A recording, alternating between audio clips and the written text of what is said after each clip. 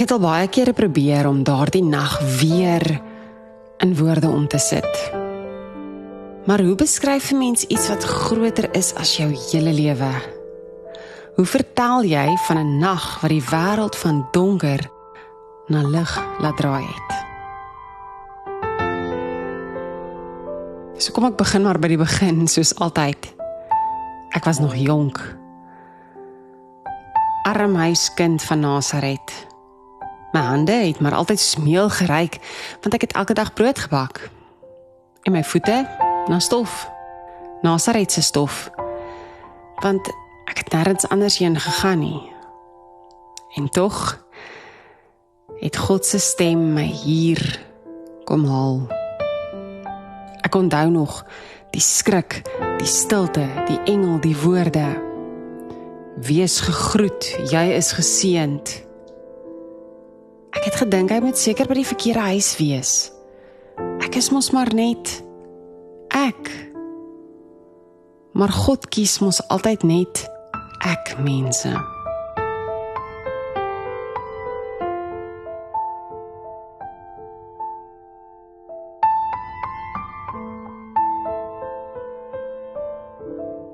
Toe het die reis begin.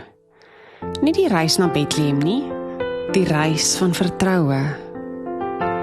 Want geloof is altyd 'n reis, selfs vir die dapperstes. En ek het nie dapper gevoel nie. Nie een dag nie.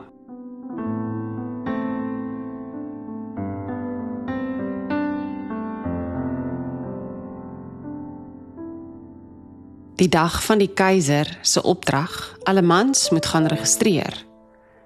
Ek onthou Josef se hande, skaafplekke van houtwerk en die manier waarop hy stil geraak het, toe hy besef ons moet reis. Ver reis met my, swaar swanger Maria. Ek het niks gesê nie, maar ek het geweet, God sal voorsien. God moes. Lank het ons gereis.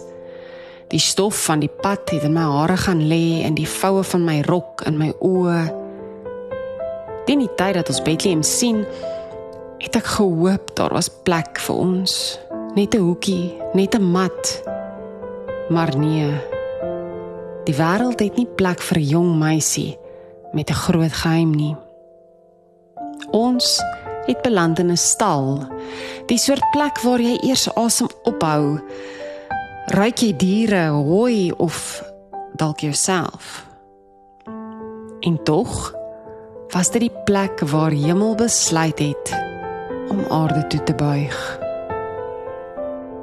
Die nag het stil geword, soos ek dit nooit weer ervaar het nie. Nie soos die stilte voor 'n storm nie, soos stilte voor 'n wonder. En toe die pyn kom, iets wat baie vrouens verstaan, het ek geweet dis tyd. Daar, tussen die donkies en skape, het ek God se seun vasgehou. My arms, my jong meisie arms, het hom gewieg. Die een wat die sterre gemaak het my vingers vasgegryp. Ek het gewonder, hoekom ek? Hoekom hier? Hoekom so klein? En toe hoor ek dit, nie met my ore nie, maar met my hart. God wat sê, want my lig breek ook deur in klein dinge. Toe hoor ons voetstappe buite van herders, ruwe, stowwerige mans, wat met groot oë vol afwagting na ons kyk en sê, engele het ons geroep na 'n kind toe. En ek het besef, die Here roep altyd eerste vir die wat ander nie raak sien nie. Later het wyse manne gekom met goud en geurende geskenke. Maar daardie herders, hulle was my eerste gemeente. En jy wat vandag hier luister, hoekom vertel ek jou hierdie verhaal? omdat ek wil hê, jy moet onthou, God se lig kom steeds in die klein dinge. Dis klein genoeg dat net jy dit kan sien as jy mooi kyk. Klein genoeg dat dit in jou hand kan pas. Klein genoeg dat dit jou hart kan warm hou op 'n somers Kersfeesdag in Afrika.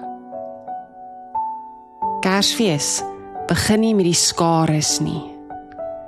Dit begin in 'n stal, in stilte, in 'n ja-woord van 'n gewone meisie, in 'n klein kindjie wat die wêreld stadig weer mooi maak. En daarom, tel vandag maar weer jou klein liggie op, jou herinneringe, jou geliefdes, jou liedere, jou asem. God is in alles wat klein is, en hy is nog steeds met jou.